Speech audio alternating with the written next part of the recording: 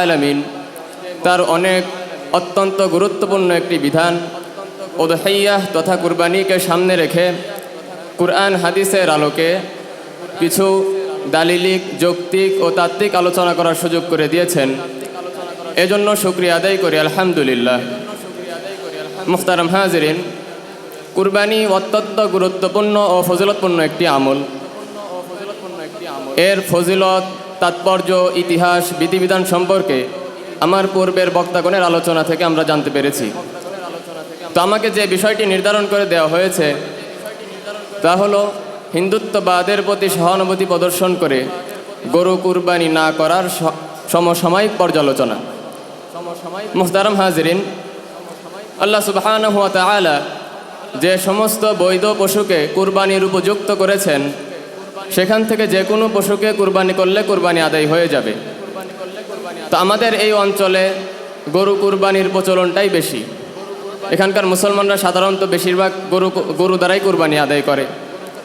আমাদের আশেপাশে যেহেতু হিন্দু ধর্মের অনুসারীরাও রয়েছে এবং তাদের ধর্মে গরুর গোশত খাওয়া নিষিদ্ধ, এই জন্য আমাদের কিছু উদার মনের অধিকারী মুসলিম ভাইদেরকে দেখা যায় তারা হিন্দুদের প্রতি সহানুভূতি প্রদর্শন করে গরু কুরবানি ত্যাগ করে, গরু কুরবানি করা থেকে বিরত থাকে, যা স্পষ্টভাবে শিয়ারে কুফুরকে ইয়ানত করার নামান্তর, অর্থাৎ কুফুরি নিদর্শনকে সাহায্য করার নামান্তর।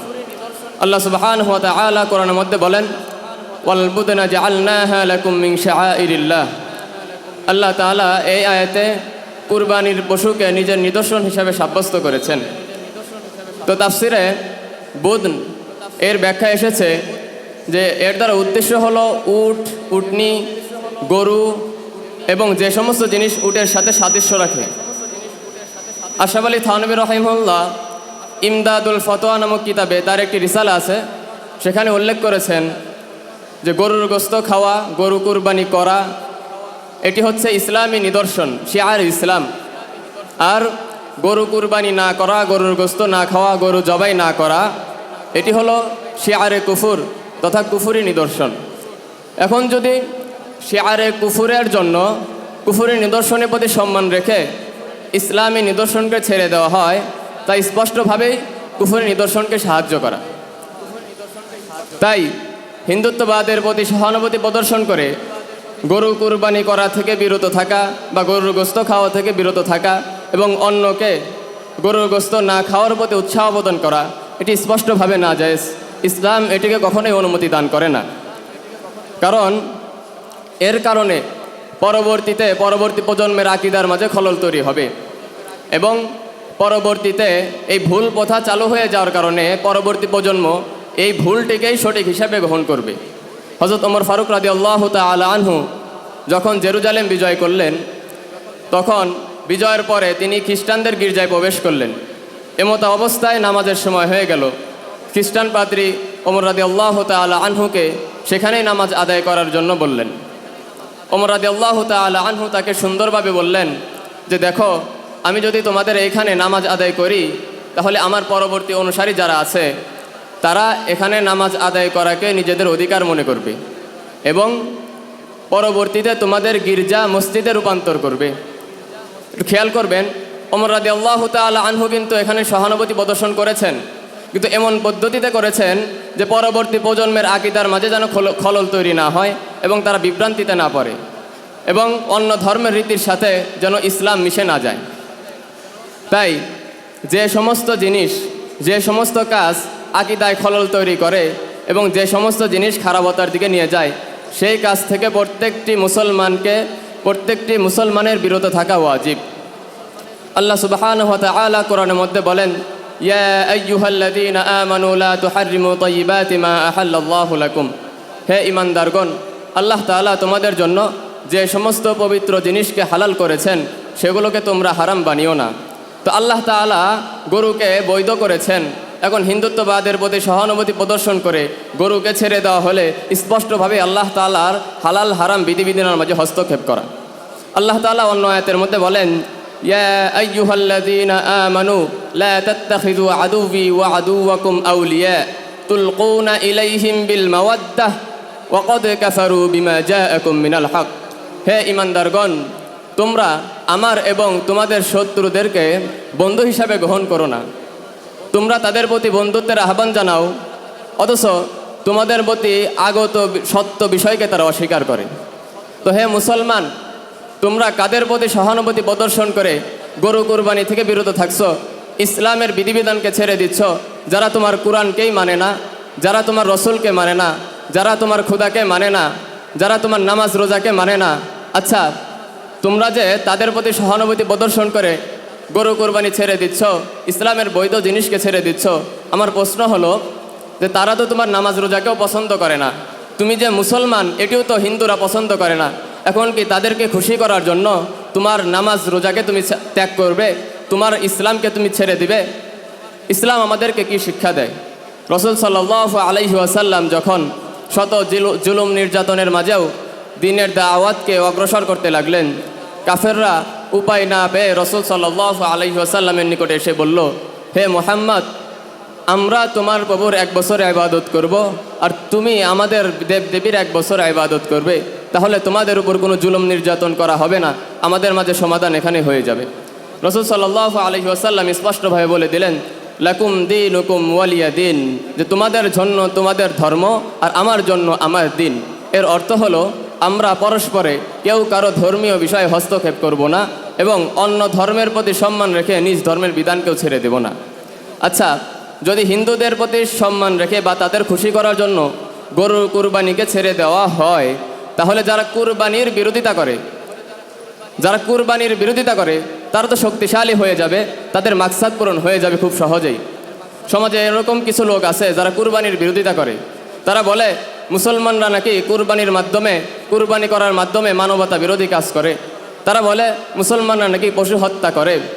তো আমার প্রশ্ন হলো, মুসলমানদের কুরবানির মাঝে যদি তোমরা মানবতা বিরোধী কাজ খুঁজে পাও, তাহলে হিন্দুরা যে পাঠা বলি দেয় সেখানে কি তোমরা মানবতা বিরোধী কোনো কাজ খুঁজে পাও না? পহেলা বৈশাখের সময় হাজার হাজার ইলিশ মেরে ইলিশ পান্তা নামে ভোগ করা হয়, সেখানে কি মানবতা বিরোধী কোনো কাজ তোমরা খুঁজে পাও না? আচ্ছা, মানুষের কথাই বলি, ফিলিস্তিনে যে হাজার হাজার নারীর শিশুসহ হাজার হাজার মুসলমানকে হত্যা করা হচ্ছে, সেখানে কি মানবতা বিরোধী কোনো কাজ তোমরা খুঁজে পাচ্ছ না? আরাকান, কাশ্মীর সহ বিশ্বের নানা প্রান্তে মুসলমানদেরকে যে জুলুম নির্যাতন করা হচ্ছে, তাদেরকে কুপিয়ে পিটিয়ে হত্যা করা হচ্ছে, আগুন দিয়ে জ্বালিয়ে দেওয়া হচ্ছে, সেখানে কি মানবতা বিরোধী কোনো কাজ তোমরা খুঁজে পাও না? আজও পর্যন্ত, এখন পর্যন্ত ভারতে আমার মুসলমান ভাইদেরকে কুপিয়ে হত্যা করা হচ্ছে, পিটিয়ে হত্যা করা হচ্ছে, মুসলমান ভাইদের মসজিদ মাদ্রাসাগুলোকে ভেঙে গড়িয়ে দেওয়া হচ্ছে, সেখানে কি মানবতা বিরোধী কাজ খুঁজে পাও না? প্রশ্ন আমার গোটা বিশ্ববাসীর কাছে, যে মানুষের জীবনের থেকে কি পশুর জীবনের মূল্য বেশি হয়ে গেল নাকি? আজকে মানুষ হত্যার কোনো বিচার নেই, কিন্তু মুসলমানরা কুরবানি করে, এই কুরবানিকে পশু হত্যা নামে চালিয়ে দিয়ে এর বিরুদ্ধে উঠে পড়ে লেগে আছে। এটাই কি তোমাদের মানবতা? এটাই তোমাদের মানবতা? কিন্তু আল্লাহ সুবহানাহু ওয়া তাআলা কোরআনের মধ্যে বলেন, মান কাতালা নাফসান বিগাইরি নাফসিন আও ফাসাদিন ফিল আরদি ফাকান্নামা কাতালান নাস জামিআ ওয়া মান আহইয়াহা ফাকান্নামা আহইয়ান নাস জামিআ। যে ব্যক্তি একজন মানুষকে অন্যায়ভাবে হত্যা করলো, সে যেন গোটা মানব জাতিকেই হত্যা করে ফেললো। আর যে ব্যক্তি একজন মানুষের জীবন রক্ষা করলো, সে যেন গোটা মানব জাতির জীবন রক্ষা করলো। সুতরাং এর দ্বারা বোঝা যায় ইসলাম কখনো মানবতা বিরোধী কোনো কাজকে সাপোর্ট করে না।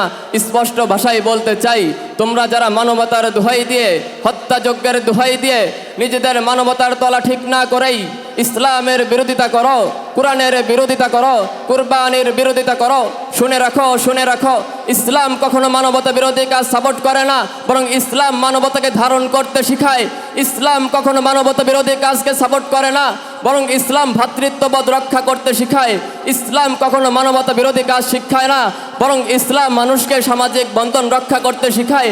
ইসলাম কখনো মানুষকে হত্যা করতে শিখায় না, বরং ইসলাম মানুষের জীবনকে রক্ষা করতে শিখায়। ইসলাম কখনো মানুষকে অশান্তিতে রাখতে চায় না, বরং ইসলাম মানুষকে দুনিয়া আখিরাতে শান্তিতে থাকার পদ্ধতি শিক্ষা দেয়। নারে তাকবীর, নারে তাকবীর। তো এই ধরনের কিছু লোক আছে যারা কুরবানির বিরোধিতা করে। এখন যদি হিন্দুদের প্রতি সম্মান রেখে এই গরু কুরবানিকে বাদ দেওয়া হয়, তাহলে তাদের শক্তি বেড়ে যাবে, তারা খুব সহজে তাদের মাকসাদ পূরণ করে নেবে। কিভাবে? যেহেতু গরু কুরবানির প্রচলনটাই বেশি, এখন যদি গরু কুরবানিকে নিষিদ্ধ করে দেওয়া হয়, বাদ বাকি যেসব পশু রয়েছে, ছাগল, ভেড়া, এগুলোর তো দাম বেশি, মুসলমানদের কষ্টকর হয়ে যাবে, তারা অটোমেটিক এগুলো আস্তে আস্তে বন্ধ করে দিতে পারবে। আর সবচেয়ে মূল কথা হলো, আমাদের যে মূল লড়াইয়ের জায়গা সেটি হলো শিরকের বিরুদ্ধে আমাদের লড়াই। যেহেতু হিন্দুরা গরুর মাধ্যমে আল্লাহ তাআলার সাথে শিরিক করে, তারা গুরুকে পূজা করে, সেই জন্য প্রত্যেকটা মুসলমানের উচিত এই শিরকের বিরুদ্ধে লড়াই হিসাবে প্রত্যেকটা মুসলমানের গরু কুরবানি করা। আর শেষ কথা, যে আমাদের স্বাস্থ্যের প্রতি লক্ষ্য করে হলেও গরুর গোশত বেশি বেশি খাওয়া দরকার। কারণ আমাদের এই অঞ্চলের মানুষদের শরীরে যে আমিষের ঘাটতি রয়েছে, এর অধিকাংশ পূরণ হয় গরুর গোশতের মাধ্যমে।